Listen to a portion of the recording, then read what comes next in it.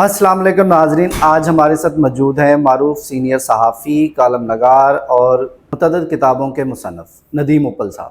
ہم ان سے جانتے ہیں ملک کے موجودہ صورتحال کے حوالے سے اور پی ٹی آئی کے 24 نومبر کے احتجاج کے حوالے سے ہم ان سے بات کرتے ہیں، تو دیکھتے ہیں ان کا کیا اس حوالے سے رد عمل ہے۔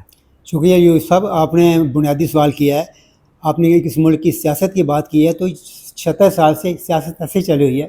وزیر اعظم کو پھانسیاں لگتی رہی ہیں، فوجی صدور آتے رہے ہیں۔ پاکستان میں دیکھیں تو 40 سال عوام جو فوجی صدر تھے انہوں نے حکومت کی۔ تو بنیادی طور پر جمہوریت تو ایک کھیل بنا ہوا ہے۔ کوئی وزیر اعظم پھانسی لگتا ہے، کسی کو ملک سے باہر اتر نکال دیا جاتا ہے، کسی کو جج نکال دیتے ہیں، تو یہ سلسلہ چل رہا ہے۔ اب اس وقت ہم بند گلی میں پہنچ چکے ہیں۔ آپ نے بات کی 24 نومبر کی۔ اب 24 نومبر کو ہمیں بتاتے ہوئے دکھ ہوتا ہے کہ 24 نومبر کو ایک پارٹی دوسری پارٹی کی موجودگی میں اس کو ہٹانے کے لیے دارالحکومت پہ چڑھائی کرنے کا الفاظ استعمال کر رہی ہے۔ تو میں سمجھتا ہوں کہ جس ملک میں آئین نہ ہو، قانون نہ ہو، آئین کے تحت ادارے قائم نہ ہوں، آئین کے تحت پارلیمنٹ نہ ہو، آئین کے تحت جج کام نہ کریں، تو وہاں یہی تماشا دیکھتے ہیں جو اس وقت لگا ہوا ہے۔ اب 24 نومبر کی آپ نے پوچھا ہے، تو اس میں ابھی صورتحال کلیئر نہیں ہے۔ 24 نومبر جو ہے، اس میں پہلے علیمہ خان نے کہا کہ یہ خان صاحب نے جو پیغام دیا ہے کہ 24 نومبر کو آپ نے پہنچنا ہے۔ اب بشرا بی بی نے کہا ہے کہ 24 نومبر کو یہ کرنا ہے، مین ایم پی آئیں گے، 5000 10,000 بندے لے کے آئیں گے۔ ابھی تک پی ٹی آئی کے کسی ترجمان نے باضابطہ طور پر سیکرٹری جنرل نے کسی نے یہ باضابطہ اعلان نہیں کیا۔ 2 خواتین اعلان کر رہی ہیں، اور وہ خواتین بھی آپس میں متفق نہیں ہیں۔ بشرا بی بی اور علیمہ کے آپس بہت سے تنازعات ہیں، وہ اس کی لیکن جو بانی پی ٹی آئی ہیں وہ زیادہ بشرا بی بی کو پریفر دیتے ہیں۔ اچھا، اب ہوگا کیا؟ اب اس وقت 2-3 پہلے بھی انہوں نے لانچ کیے ایسے چڑھائی کرنے کے لیے، اور جس کو آگے لگایا گیا وہ جو ہے علی پور کنڈا ہے، جس کو متعلق کہا جاتا ہے کہ دونوں طرف کھیلتا ہے۔ اب انہوں نے یہ کہا جی ہم کفن لے کے آئیں گے، گھر والوں سے کہہ دیا ہمارے جنازے کا استقبال کریں، انتظار کریں۔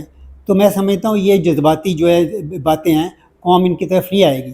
بات یہ ہے کہ اگر آپ نے نوجوانوں کو سب کو کفن پہنانا ہے، پہلے یہ تو دیکھیں کہ کفن پہننے والے تو پہلے قبروں میں پہنچے ہوئے ہیں، جنازے جن کے نکالنے ہیں وہ ان کو جنازے تو پہلے نکلے ہوئے ہیں، اقتصادیت خراب ہے، بے روزگاری ہے، بھوک سے مارے ہیں۔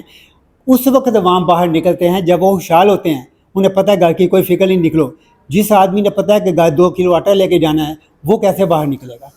اب بات یہ اتنی سی ہے کہ میں سمجھتا ہوں کہ پی ٹی آئی کو کیا کیا جائے، اس کے لیے کوئی راستہ انہوں نے جب وہ نکلتے ہیں یہ کنٹینر سے ان کو روک دیتے ہیں۔ حالانکہ دنیا کے ترقی یافتہ ممالک میں بھی یہ ایک احتجاج کا ایک طریقہ کار ہے، سڑکوں پہ لاکھوں لوگ نکلتے ہیں، کامیابی ہوتے ہیں۔ اب وہ اس کو نہ وہ آئین کے مطابق ان کو ہینڈل کر رہے ہیں، اور نہ وہ آئین کے مطابق آنا چاہتے ہیں جو جنازوں کی بات کر رہے ہیں۔ دونوں کے ان کا رویہ پرامن نہیں ہے، اور حکومت کا جو جوابی اقدام ہے وہ پرامن نہیں ہوگا۔ تو میں سمجھتا ہوں کہ 24 نومبر سے پہلے اگر ان کے درمیان کا بات چیت ہو جائے تو یہ ملک و قوم کے لیے، ملک کی سلامتی کے لیے زیادہ بہتر ہے۔ 24 نومبر کو میں کوئی اچھا نقشہ پاکستان کا نہیں دیکھ رہا۔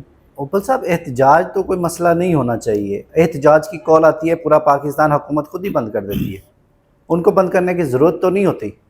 اگر دیکھا جائے تو حکومت خود ہی پاکستان کو بند کر دیتی ہے۔ میں نے پہلے ہی کہا کہ احتجاج دنیا میں ہوتے ہیں، سب ہوتے ہیں، لیکن احتجاج کرنے والے بھی سویلائزڈ ہوتے ہیں۔ یہ پارٹی احتجاج کرتی میں رہی ہے، ابھی ہمیشہ کرتی رہی ہے۔ ابھی آپ کو مثال دوں، کسی ملک میں پارلیمنٹ میں خاتون نے احتجاج کیا، وہ خاتون نے احتجاج کیا روایتی ڈانس کر کے، احتجاجاً روایتی ڈانس ان کا تھا، روایتی گیت تھا۔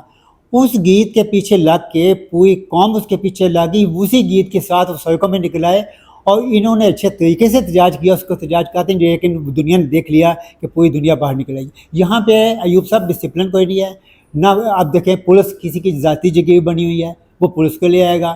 یعنی یہ یہاں جیسے ایک دوسرے کو دھمکیاں دی جا رہی ہیں، تو لے کے آ، میں تمہیں دیکھوں گا، وہ کہتے ہیں ہم تمہیں آگے دکھائیں گے۔ تو یہ تو میں پہلے بھی کہا تصادم مسائل ہوتے ہیں یہ۔ آپ دیکھیں اسی طرح ہی 9 مئی ہوا، ایک طرف آپ روکنا چاہتے ہیں، دوسری طرف آپ بات بھی نہیں کرتے۔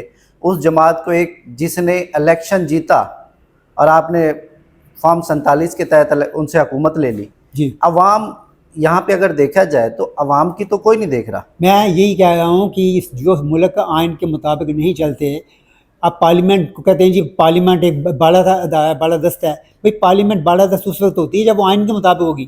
جب آپ آئین سے ہٹ کے کام کریں گے, اپنی مرضی سے عدلیہ کو اپنا نوکر بنا لیں گے, تو پھر آپ میں کیا سمجھتے ہیں؟ اس کا ذمہ دار آپ کس کو سمجھتے ہیں سر؟ اس کے ذمہ دار پورا نظام ہے, پورا سسٹم ہے. اس میں تمام اسٹیک ہولڈر جو ہیں شامل ہیں. میں کسی ایک کو پوائنٹ آؤٹ کرنا نہیں چاہتا. آپ کے سامنے نقشہ بھی میں بھی جانتا ہوں, تو یہ تو بچہ بچہ جانتا ہے کہ اس میں قصور کس کا ہے. لیکن پاکستان میں سیاسی نظام مستحکم ہے ہی نہیں. جب سیاسی نظام مستحکم نہیں ہوگا, غیر سیاسی قوتیں جو ہوگی ان کو طاقت ملے گی, وہ ان سے فائدہ اٹھائیں گی, اور اب وہ فائدہ اٹھا رہی.